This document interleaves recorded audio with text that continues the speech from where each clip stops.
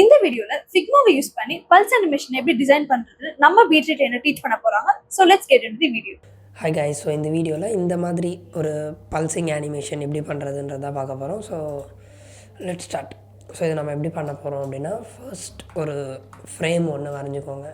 So இது sizes வந்து ideal தான். ஸோ உங்களுக்கு ஏற்ற மாதிரி நீங்கள் டிசைனுக்கு ஏற்ற மாதிரி நீங்கள் சேஞ்ச் பண்ணிக்கலாம். மொபைலுக்குன்னா அதுக்கேற்ற மாதிரி, வெப்புக்குன்னா அதுக்கேற்ற மாதிரி நீங்கள் பண்ணலாம். பட் நான் உங்களுக்கு காமனாக ஒன்று வந்து நான் பண்ணுறேன். ஸோ இதோட வித் அண்ட் ஹைட் வந்து 200 இருக்க மாதிரி பண்ணிக்கலாம்.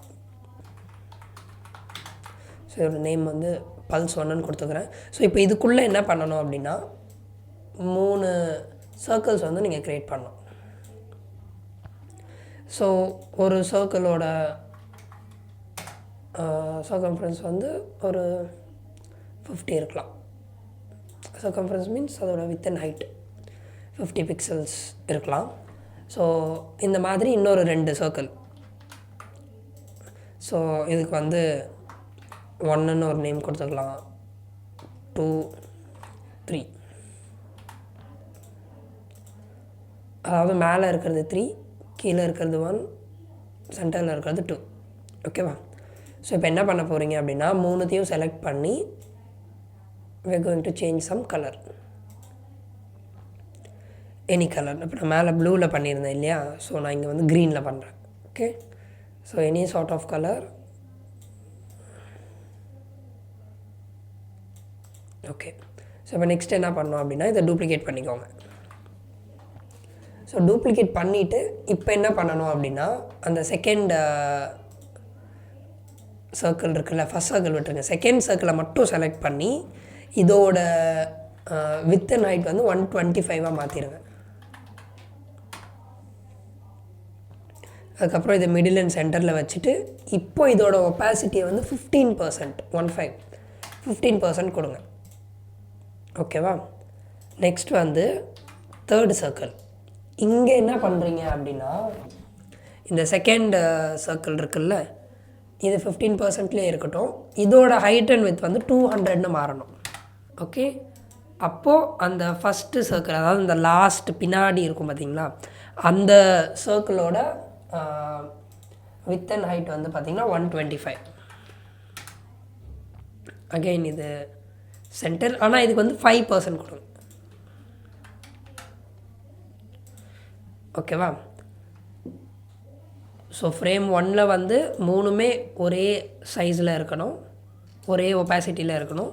ஃப்ரேம் 2ல் வந்து மிடில் இருக்கிற சர்க்கிள் வந்து 125ன்ற அந்த வித் அண்ட் ஹைட்க்கு வரணும்.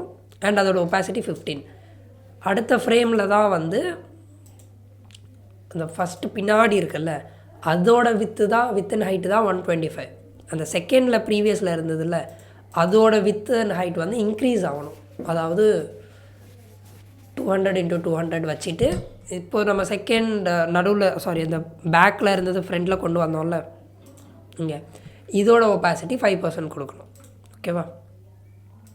ஸோ லாஸ்ட் ஃப்ரேமில் என்ன பண்ணுறீங்க அப்படின்னா, நம்ம கடைசி ஃப்ரேம், அதாவது அந்த மிடில் இருக்கிற ஃப்ரேம் இருக்குல்ல, டைரெக்டாக என்ன பண்ணுங்கள், அந்த மிடில் இருக்கிற ஃப்ரேமை வந்து இது பண்ணிவிடுங்க. அதோட ஒப்பாசிட்டியை நீங்கள் 0ல் வச்சாலும் சரி, இல்லை ஐட்ராப்பர் வச்சு நீங்கள் அதை வந்து ஹைட் பண்ணாலும் சரி பண்ணிவிட்டு, தேர்டாக ஒரு சர்க்கிள் இருந்ததில்ல, இதுக்கு இப்போ 200 கொடுங்க. Middle, centre. ஓகேவா? ஸோ இதை மட்டும் கரெக்டாக பண்ணிட்டீங்கனாலே போதும், ஹாஃப் ஆஃப் த ஒர்க் வந்து முடிஞ்சுது. ஸோ இது எப்படி ஒர்க் ஆகுதுன்னு புரிஞ்சுதில்ல இப்போது?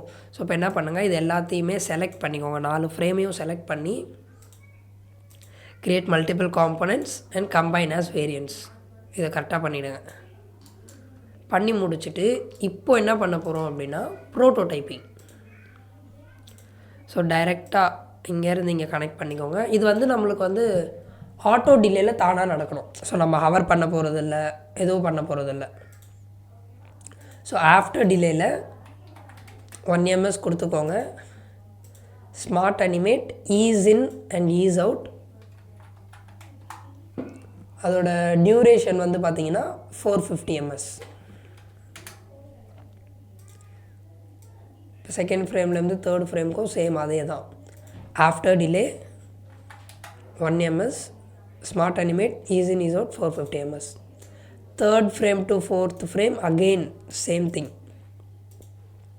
After delay, ease in, ease out 450 ms. ஆனால் இப்போ ஃபோர்த் ஃப்ரேம்லேருந்து திரும்ப ஃபஸ்ட்டு ஃப்ரேம்க்கு போகிறப்போ சின்னதாக ஒரு சேஞ்ச்.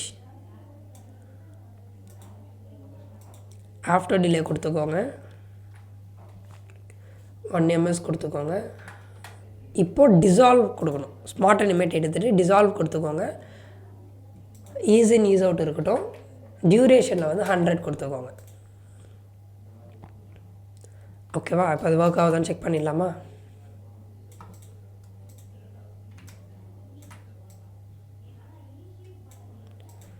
ஸோ இப்போ நான் அதை ப்ளே பண்ணுறேன்னா எனக்கு அது ஒரு மாதிரி ஸ்மூத்தாக நின்று வரும். அதுதான் அந்த டிசால்வ் கொடுத்ததுக்கும் அந்த ஸ்மார்ட் அனிமேட் கொடுத்ததுக்கும் இருக்க டிஃப்ரென்ஸ்.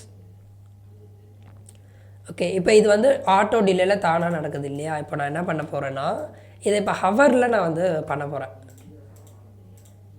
ஸோ எல்லாத்தையும் செலக்ட் பண்ணிக்கிறேன்.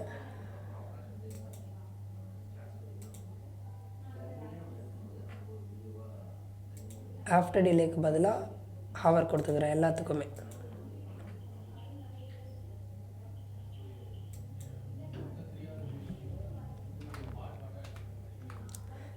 சாரி, என்ன பண்ணுறேன்னா டைரெக்டாக இப்போ ஃபஸ்ட்டு ஃப்ரேம்லேருந்து செகண்ட் ஃப்ரேமுக்கு ஆட்டோ டிலே ஆஃப்டர் டிலேயில் நடக்குதுல்ல, இங்கே மட்டும் நான் ஹவர் கொடுக்குறேன். அதாவது ஜஸ்ட் இது ஒரு ஸ்க்ரீனில் ப்ரெசென்ட் ஆனாலே வரா மாதிரி இருந்ததில்ல, இப்போ ஸ்க்ரீனில் ப்ரெசென்ட் ஆனாலே வரும். அதுக்கு பதிலாக நான் அப்படி ஹவர் பண்ணால் வரா மாதிரி வச்சுருக்கேன். நான் எடுத்துகிட்டேன்னா போயிடும்.